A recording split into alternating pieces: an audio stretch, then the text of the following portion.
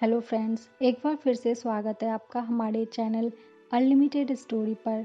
दोस्तों, आज जो मैं आपको कहानी सुनाने वाली हूँ उसका नाम है सबसे बड़ा पुण्यात्मा। काशी प्राचीन समय से प्रसिद्ध है। संस्कृत विद्या का वह पुराना केंद्र है। इसे भगवान विश्वनाथ की नगरी या विश्वनाथपुरी भी कहा जाता है। विश्वनाथ जी का वहाँ बहुत प्राचीन मंदिर है। एक दिन विश्वनाथ मंदिर के पुजारी ने स्वप्न देखा कि भगवान विश्वनाथ उससे मंदिर में विद्वानों तथा धर्मात्मा लोगों की सभा बुलाने के लिए कह रहे हैं। पुजारी ने दूसरे दिन सवेरे ही सारे नगर में इसकी घोषणा करवा दी।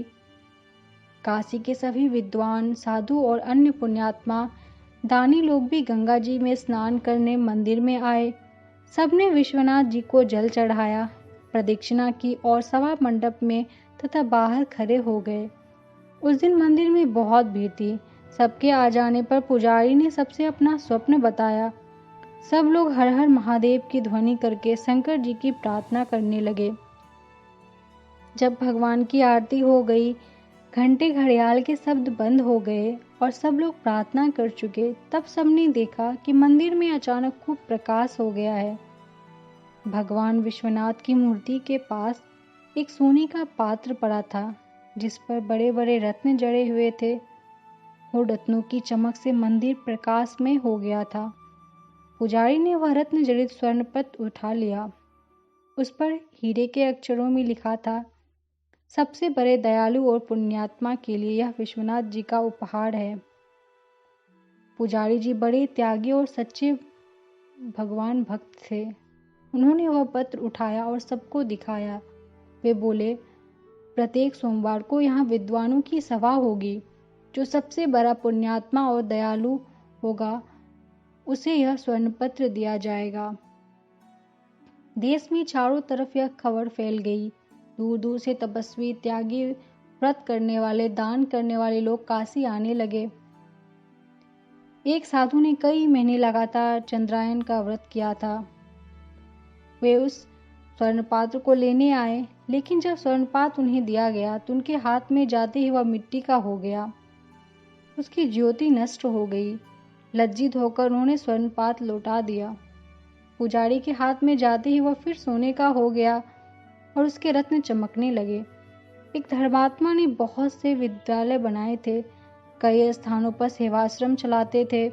दान करते करते उन्होंने लगभग सारा धन खर्च कर दिया था। बहुत सी संस्थाओं को सदा दान देते थे। अखबारों में उनका नाम छपता था।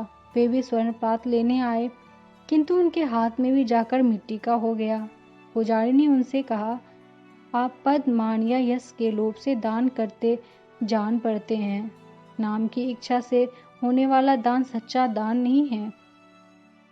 इसी प्रकार बहुत से लोग आए, किंतु कोई भी स्वर्ण पात्र पा न सका। सबके हाथों में पहुंचकर वह मिट्टी का हो जाता था। कई महीने बीत गए। बहुत से लोग स्वर्ण पात्र लेने के लोभ से भगवान विश्वनाथ मंदिर के सामने दान पुण्य करने लगे, लेकिन स्वर्ण पात्र उन्हें भी नहीं मिला। एक दिन एक बूढ़ा किसान भगवान विश्वनाथ के दर्शन करने आया। वह देहाती किसान था। उसके कपड़े मैले और फटे थे। वह केवल विश्वनाथ जी का दर्शन करने आया था। उसके पास कपड़े में बंधा थोड़ा सत्तू और एक फटा कंबल था। लोग मंदिर के पास गरीबों को कपड़े और पूरी मिठाइयां आदि बांट रहे थे, किंतु एक कोढ़ी मंदिर से दूर पड़ा करा रहा था। उससे उठा नहीं जाता था। उसके सारे शरीर में घाव थे। वह भूखा था, किंतु उसकी ओर कोई देखता तक नहीं था। बूढ़े किसान को कोढ़ी पर दया आ गई। उसने अपना सत्तू उसे खाने को दे दिया और अपना कंबल उसे उड़ा दिया। वहां से वह मंदिर में दर्शन करने आया। मंदिर के पुजारी ने अब नियम बना लिया था कि सोमवार को जितने यात्री दर्शन करने आते थे, सबके हाथ में एक बार वह स्वर्ण पात्र रखते थे। बूढ़ा किसान जब विश्वनाथ जी का दर्शन करके मंदिर से निकला, पुजारी ने उसके हाथ में स्वर्ण पात्र रख दिया।